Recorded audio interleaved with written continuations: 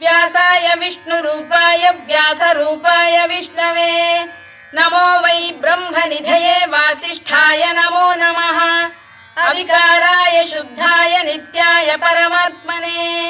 सदैकरूपरूपाय विष्णवे सर्वजिष्णवे यस्य स्मरणमात्रेण जन्म संसारबन्धनात् विमुच्यते नमस्तस्मै विष्णवे प्रभविष्णवे